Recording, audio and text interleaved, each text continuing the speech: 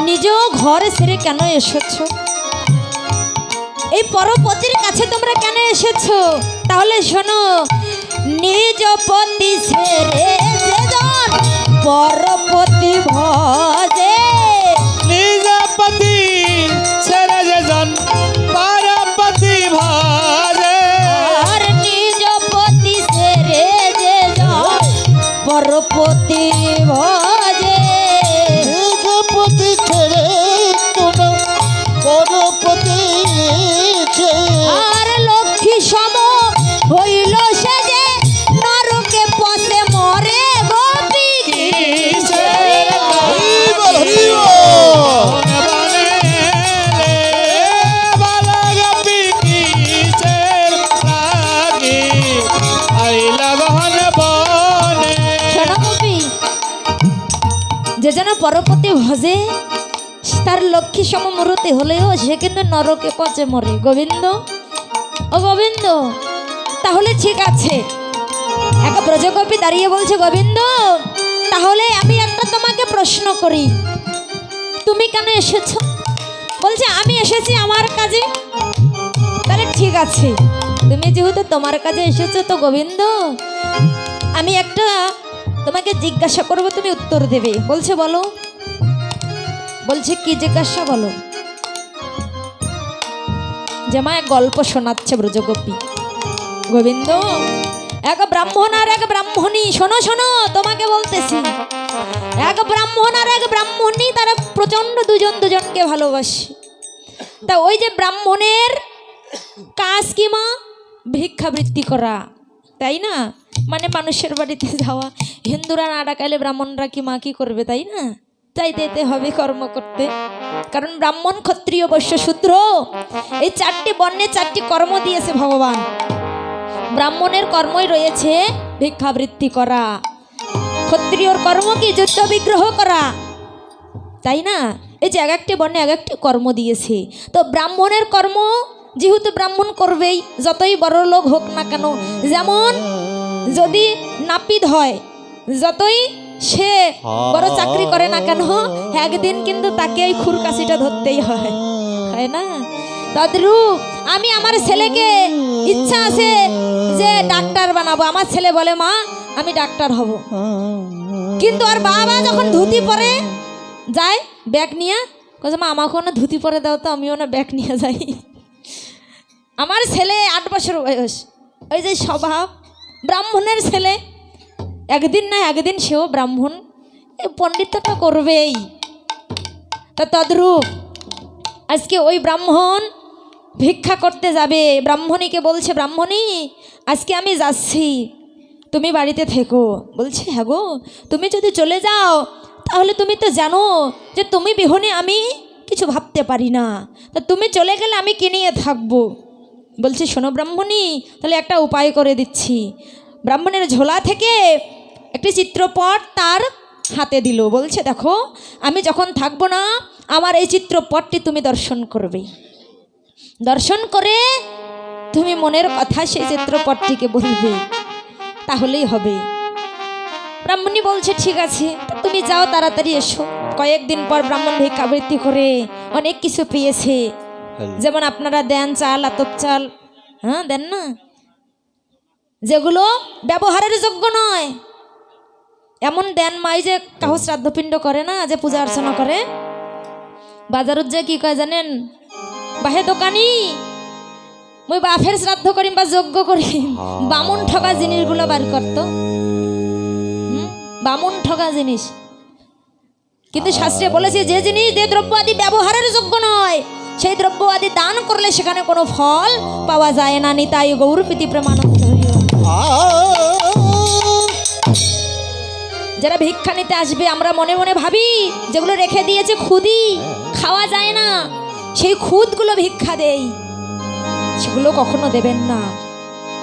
ওই ভিক্ষা বৃদ্ধি দিলে কোনো ফল আসে না মা। যেগুলো ব্যবহারের যোগ্য, আহারের যোগ্য, সেগুলোই আমাদেরকে দান করতে হবে। তাই আজ ব্রাহ্মণ সব কিছু নিয়ে যেই না বাড়ির দরজায় এসে দাঁড়িয়েছে, ব্রাহ্মণীকে ডাকতেছে। এইবার ব্রাহ্মণী কি করবে? হে গোবিন্দ, এবারে কি করবে সেই ব্রাহ্মণ? বলছে কি করবে মানে আপনারা বলেন তো কি করবে? এবার তার স্বয়ং স্বামী এসেছে, এবার তার স্বামীকে সে বরণ করবে না সে চিত্রপটটি নিয়েই থাকবে? কোনটা করা উচিত? হ্যাঁ কে মা? স্বামীকে নেবে, তার জানতো স্বামী তো চলে এসেছে। হ্যাঁ, তো গোবিন্দ বলছে আপনাদের মতো তার স্বামীকেই বরণ করবে। তো গোবিন্দ তুমি নিজের কথায় নিজে ধরা পড়ে গেছো। দেখো ভেবে তুমি তোমার কথাই ধরা পড়েছো। নিজের কথা এতদিন আমি আমার ধরা পড়ে ইহ জগতের স্বামীর সাথে ছিলাম, চিত্রপট হিসাবে তার সাথে ছিলাম। আজকে বলো গোবিন্দ আমি সেই জগৎ স্বামীর কাছে চলে এসেছি। গোবিন্দ আজকে তুমি বিলম্ব করো না, আজকে আমাদের মনের বাসনা তুমি পূর্ণ করো। ভগবান বলছে আরে এই যে ভক্ত, ভক্ত ভগবানের চেয়েও বড় চতুর।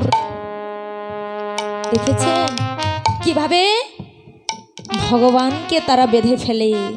ভক্ত যদি ভক্তের মতো হয়।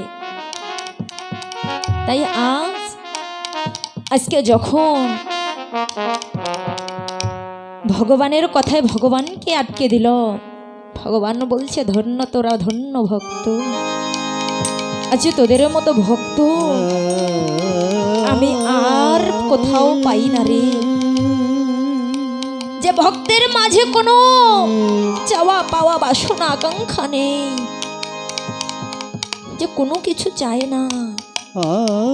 আর আমরা এমন ভক্ত মা, ভগবান কাছে কিছু দিতে গেলে আগে বলি প্রভু আমাকে বাড়ি দাও, গাড়ি দাও, আমার 2 চাকা আছে 4 চাকা যেন হয়, একটি দোতলা আছে 3 তলা যেন হয়, আমার সন্তান যেন ব্যারিস্টার হয়, ডাক্তার হয়।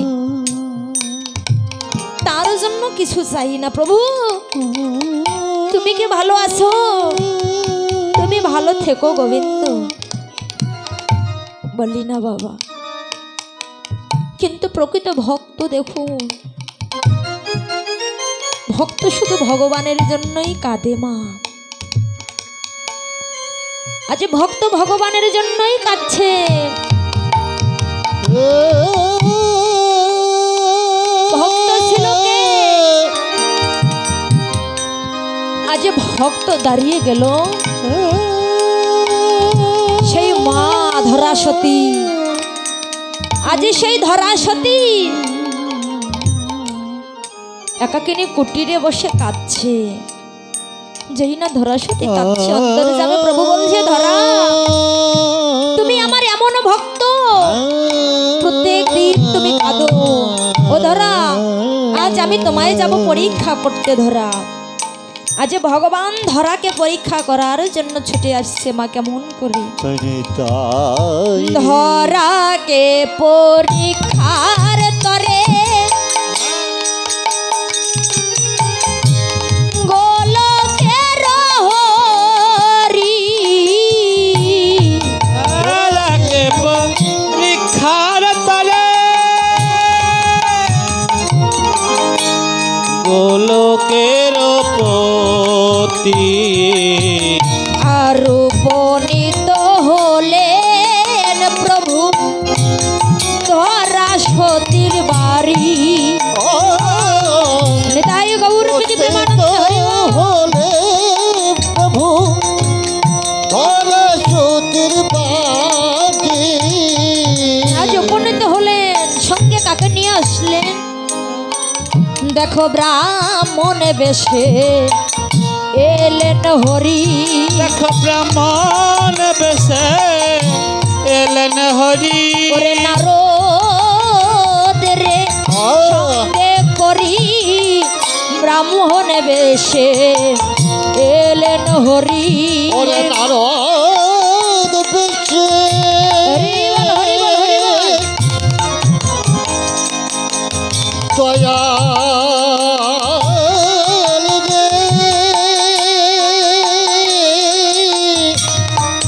ও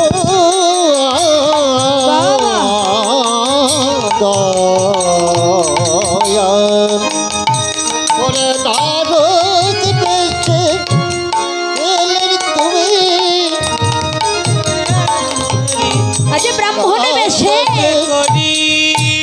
হরি নারদ মুনি বলছে প্রভু কোথায় যাচ্ছ? বলছে ধরা ধামে যাচ্ছি ধরা পরীক্ষা করতে। ওই ধরায় তোমার ভক্ত আছে নাকি? বলে যাও আমার সাথে চলো, দেখবে ভক্ত আছে কিনা। কিছুক্ষণ এগিয়ে দেখে বলছে প্রভু, ও প্রভু কোথায় তোমার ভক্ত? বলছে দেখো ওই যে এক জমিদারের বাড়ি, ওই জমিদারের বাড়ি, সেখানেই আমার ভক্ত থাকে। জমিদারের বাড়িতে গিয়ে বলছে জমিদার বাড়িতে কি আছো? বলছে কে তোমরা? বলছে আমরা দুজন অতিথি, অতিথি সেবা দাও কিছু। আমার এই গৃহে কোনোদিন আমি অতিথি সেবা দেইনি, আর আমি জমিদার আজও কোনোদিন অতিথির সেবা দেব না। নারদ মুনি প্রভুর দিকে লক্ষ্য করে বলছে প্রভু এই তোমার ভক্ত। বলছে হ্যাঁ গো, আমাকে কিছু জল দাও। বলছে আমাদের বাড়িতে তুমি জলও পাবে না, চলে যাও এখান থেকে। কিছু দূর এগিয়ে গিয়ে দেখছে এক বুড়ি, ওই বুড়ি মাকে লক্ষ্য করে বলছে মা, ও মা বাড়িতে আছো মা?